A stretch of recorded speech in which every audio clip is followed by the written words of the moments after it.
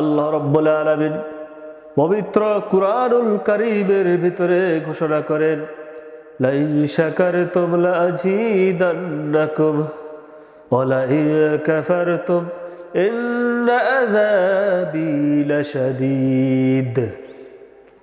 যেই ব্যক্তি আমার নিয়ামত পেয়ে নিয়ামতের শুকরিয়া আদায় করলো, আমি তার নিয়ামতকে বাড়াইয়া দেই। আর যেই ব্যক্তি আমার নিয়ামত পেয়ে নিয়ামতের শুকরিয়া আদায় করলো না, আমি তার থেকে নিয়ামতকে ছেড়ায় নেই এবং তাকে কঠিন আযাবে গ্রেফতার করি। অন্যতে আল্লাহ তাআলা বলেছেন, কাইফা তাকফুরুনা বিল্লাহি ওয়া কুনতুম আমওয়াতান ফাহইয়াকুম সুম্মা ইউমীতুকুম সুম্মা ইউহয়ীকুম সুম্মা ইলাইহি তুরজাউন। সমস্ত প্রশংসা আল্লাহ তাআলার জন্য, যে আল্লাহ রাব্বুল আলামিন আল্লাহ তাআলা কাফেরদেরকে উদ্দেশ্য করে বলেন, হে কাফেররা, কিভাবে আল্লাহ তাআলাকে অস্বীকার করো? তোমরা ছেলে মৃত, আমাদের কোনো অস্তিত্ব ছিল না। সেইখান থেকে আল্লাহ সুবহানাহু ওয়া তাআলা তোমাদেরকে জীবন দিয়েছে। আবার তোমাদের সকলকেই আল্লাহ তাআলার কাছে ফিরে আসতে হবে, প্রত্যাবর্তন করতে হবে। এই ভাইরা আবার, আমরা এই নিছক মিছা দুনিয়ার পিছনে যেন না পড়ি ইনশাআল্লাহ। এটা হলো ধোঁকার দুনিয়া, মরিচিকার দুনিয়া। এই দুনিয়ার মাঝে সকল কিছুই মনে হয়, এখানে আমাদের এরকমই মনে হয়, দুনিয়াটা মনে হয় যে চিরস্থায়ী, এরকমই মনে হয় আমাদের এখানেই চিরজীবন থাকতে হবে। কিন্তু কবরের মাঝে, কবর বলে একটি কথা রয়েছে, হাসর বলে একটি কথা কইছে, আখিরাত বলে একটি কথা রয়েছে। ওই আখিরাতের কথা আমরা স্মরণ করি না।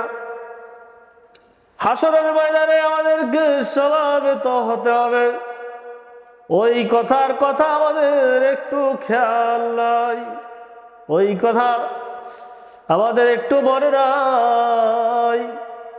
শুধু টাকার পিছনে ছুটছি, শুধু গাড়ির পিছনে ছুটছি, বাড়ির পিছনে ছুটছি ভাইরা আমার। তাই মনে রাখবেন,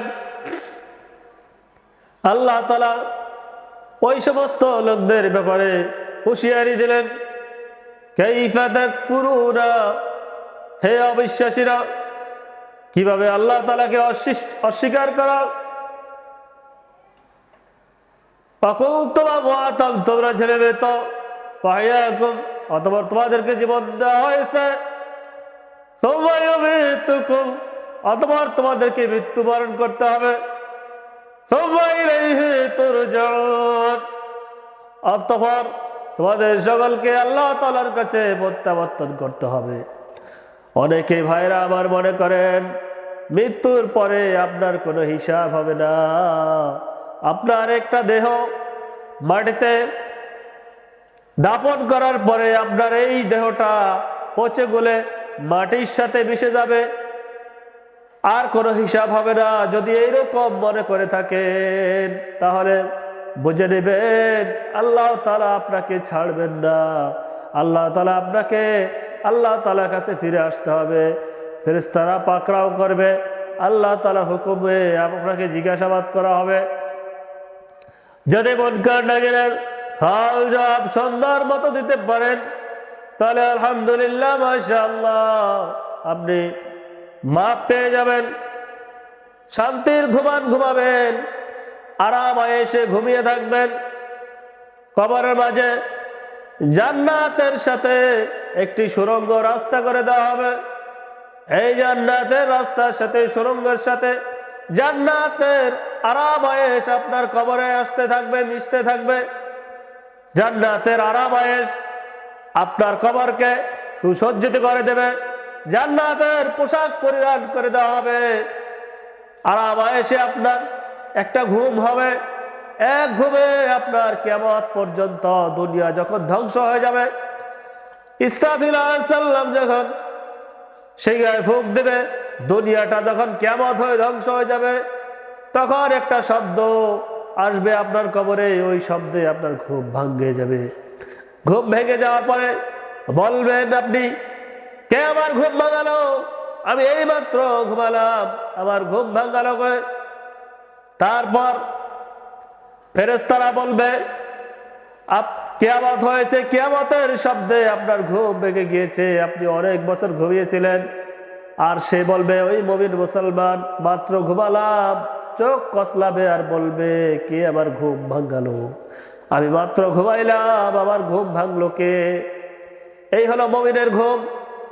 জান্নাতি লোকদের ঘুম, পলকের মধ্যে জান্নাতি লোকের সবাই চলে যাবে। কিন্তু যারা জাহান্নামী, অবিশ্বাসী, নাফরমান, কবরের মাঝে তারা আঘাতপ্রাপ্ত হতে থাকবে। ফেরেশতারা একের পর একটা দণ্ড দিয়ে আপনাকে মারতে থাকবে, পা থেকে মাথা পর্যন্ত সারা শরীরে আঘাত করতে থাকবে। জাহান্নামের আগুন এসে ভরে যাবে, সব এসে ধ্বংসন করতে থাকবে। এসবের জ্বালা সইতে পারবো না। ইনশাআল্লাহ, আল্লাহ তুমি আমাদেরকে মাফ করেন। নাউযুবিল্লাহ, আল্লাহ তুমি আমাদেরকে মাফ করেন। আল্লাহ